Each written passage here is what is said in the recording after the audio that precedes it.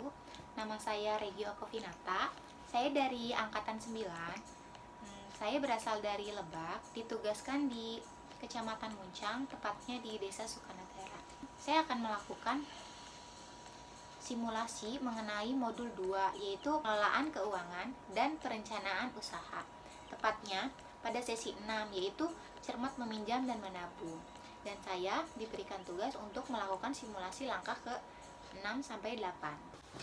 Ya, selanjutnya kita masuk ke langkah 6 ya. Coba ibu-ibu dibuka buku pintarnya halaman 88 mengenai lembar cerita 2C yang mari menabung. Saya minta salah satu dari ibu-ibu untuk membacakan apa sih isi dari lembar cerita 2C tadi. Ya, siapa yang mau membacakan? Ya, silahkan Ibu Nina. Boleh? Ya, Bu. Jadi, nama saya Nina.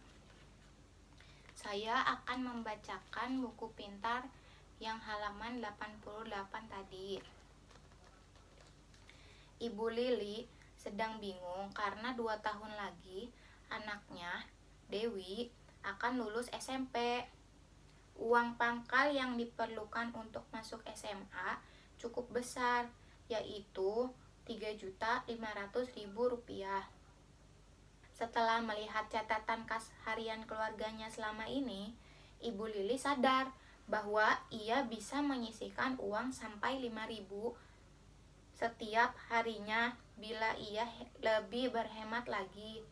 Apakah mungkin Ibu Lili mengumpulkan cukup uang untuk membayar uang pangkal Dewi? Itu, Bu. Makasih.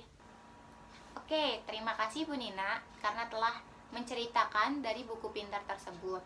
Ya, jadi di dalam buku pintar itu ada cerita ketika Ibu Lili sedang bingung. Dia bingung nih karena 2 tahun lagi anaknya, yaitu yang bernama Dewi, akan lulus SMP.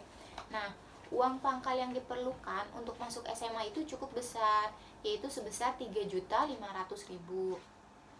Setelah Bu Lili itu melihat catatan kas harian keluarganya selama ini, Ibu Lili sadar bahwa ia bisa menyisihkan uang sampai 5.000 setiap harinya bila ia bisa berhemat lagi.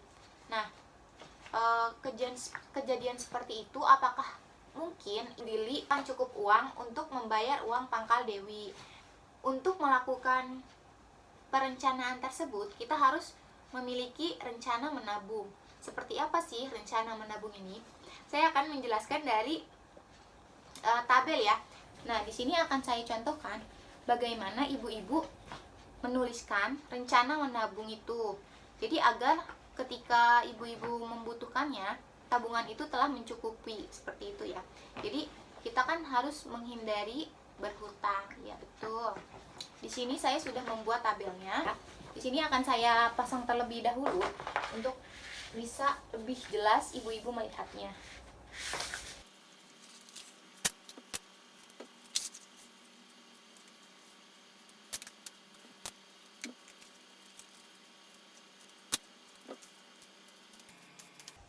Oke, terlihat jelas ya ibu-ibu untuk tulisan di sini. Nah, ibu-ibu bisa membuat seperti ini di rumah untuk nantinya merencanakan apa saja sih yang akan ibu-ibu butuhkan di masa yang akan datang. Bisa seperti contoh Bu Lili tadi, akan membutuhkan uang di 2 tahun yang akan mendatang, yaitu sebesar 3.500.000. Di sini ibu-ibu bisa tulis tujuannya yang pertama. Terus yang kedua ada target jumlah menabung. Itu bisa disimbolkan dengan huruf A. Ini untuk nantinya dihitung ya. Terus kemudian yang ketiga, lama menabung per bulan. Ini dihitung per bulan. Selanjutnya, jumlah yang harus ditabung per bulan. Nah, yang selanjutnya lagi, yang terakhir ada jumlah yang harus ditabung per hari. Bu Lili ini sebaiknya menabung sejak awal karena uang pangkal untuk masuk SMA ini cukup besar dan tidak harus dibayarkan saat ini juga. Kita bisa merencanakan menabung tadi ya. Seperti itu. Karena utang itu hanya akan menambah beban, terutama jika ada kebutuhan lain yang lebih penting untuk dibiayai.